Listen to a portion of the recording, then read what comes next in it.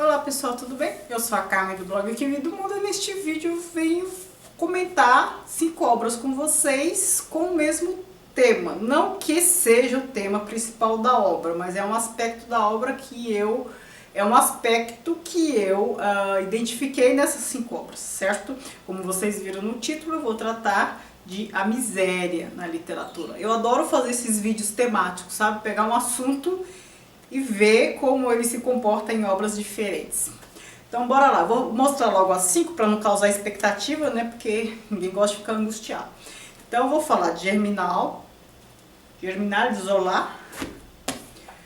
Um conto desse aqui, desse livrinho de 3 contos do Flaubert. Eu vou falar do conto Um Coração Simples. Eu vou falar do 15 de Raquel de Queiroz. Eu vou falar de Vidas Secas, do Graciliano Ramos, como não podia deixar de ser. E vou começar por esse último que eu vou mostrar, que o próprio nome já indica, né? Os Miseráveis, de Victor Hugo, ou Victor Hugo, como você preferir. E eu vira e mexe, é engraçado que vira e mexe eu estou me referindo a este livro em algum vídeo, porque ele é tão grande também, tem tantos personagens, tantos núcleos, que dá para levantar vários temas aqui, né?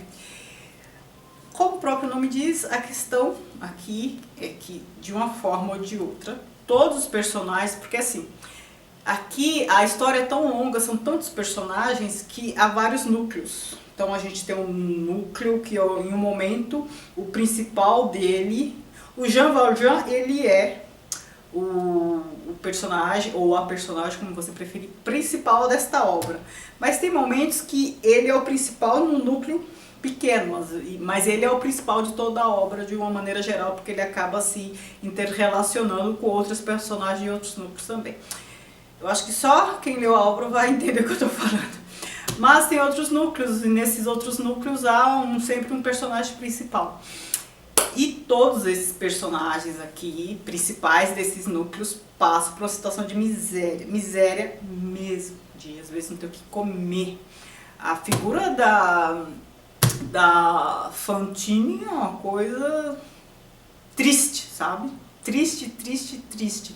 Eu gostaria até de fazer um vídeo sobre personagens sofredoras, personagens femininas da literatura, mas acho que eu não consegui o número de personagens femininas ainda, o suficiente para eu fazer esse vídeo. Eu lembro da Fantine, né? Mas assim, que comeu pão que o diabo amassou com o rabo mesmo. Você tem que sofrer demais, não é aquele sofrimento por amor, não é isso, é penar mesmo. A Fantine sofreu assim, é um sofrimento do naipe da Fantine, sabe? Tem que ser assim. A Gretchen do Fausto, que é aquela lá, minha Nossa Senhora, poucas sofreram como ela. Então eu queria fazer um vídeo, mas com personagens com este grau de sofrimento, personagens femininos. Aí quando eu tiver pensado, lido 5, aí eu venho e falo. Mas enfim, isso é matéria para outro vídeo, tema para outro vídeo. Então aqui a gente tem a figura do próprio Jean Valjean, que foi preso por quê? Porque roubou pão para sustentar os sobrinhos, para matar a fome dos sobrinhos. A Fantine passa uma situação miserável, tem que sustentar filho e tudo mais. Até, eu não quero citar todos os personagens, porque eu vou acabar dando spoiler, eu não quero. Mas até a figura que eu esqueci, eu não vou lembrar o nome dele mais. Mas o rapaz, o outro rapaz aqui, que em algum momento ele é neto lá de um cara rico. Ele é rico também, mas ele abdica da riqueza e vai virar e vive por um tempo em condições miseráveis também. Então até ele, que não é miserável, vive como miserável por um tempo. Tem a figura do Gavroche, não lembro mais, do menininho, Cosette, Valjean, Fantine, Gavroche, ou Gavroche, como assim? Enfim, em francês seria Gavroche. Até aquele garotinho que vive nas ruas também, já um revolucionário, ele também vive uma situação de miséria, a família dele, enfim, né? É uma miséria material, em alguns casos aqui, a miséria material de todos. E em alguns casos a miséria é mais que material, né? É uma miséria, sim, de caráter, uma miséria emocional, uma miséria, assim, é uma condição quase sub-humana de existência em todos os sentidos, certo? O outro que, né, já mostrei é vidas secas, né, a gente tem aqui a situação da seca do Nordeste, a situação de retirantes. Eu tenho essa edição bem velhinha, e essa edição, ela tem aqueles desenhos bem bonitos.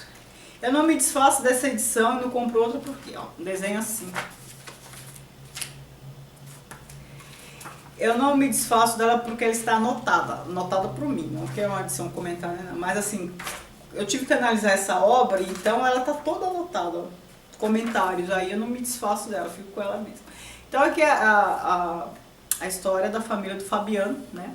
Situação de seca, é a história dos retirantes, nós conhecemos bem.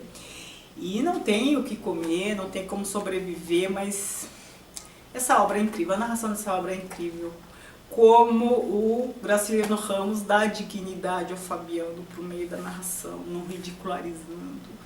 E pra mim o Fabiano é um dos meus heróis, assim, porque ele não é tão bem articulado, ele não tem instrução, ele não sabe verbalizar o que está acontecendo, não é politizado, mas ele sabe que alguma coisa está errada nessa história toda. Ele sabe que as coisas não deveriam ser como são, né? Que essa miséria toda que eles vivem não é um dado da natureza, não é a condição natural, enfim. Quando tem muita gente em situação de miséria, o erro sempre é político, né? A falha é sempre política. E ele não sabe verbalizar isso, mas ele sente que alguma coisa não está certa. É meu herói, é um dos, né? É um dos meus heróis. Eu preciso reler, já li 3 vezes, tenho que ler mais uma. A outra obra que eu quero citar é uma situação, um contexto parecido com aquele, é O 15, da Raquel de Queiroz, que é uma obra deliciosa de ler. É aqui a situação de miséria também, naquele sentido de seca, retirante, não tem o que comer. Mas esse 15 se refere a 1915, é uma seca que assolou, acho que é Alagoas, 1915, acho que é Alagoas. E essa obra também tem os desenhos do Poti, é por isso que eu também não me desfaço dela. Essa foi uma edição comemorativa do Jubileu de Esmeralda do Romance, então é velhinha, mas olha só que desenho lindo. Muito bonito, tem vários desenhos aqui. E o que eu gostei também dessa obra é que ela mostra não só a situação, não só o lado dos desvalidos.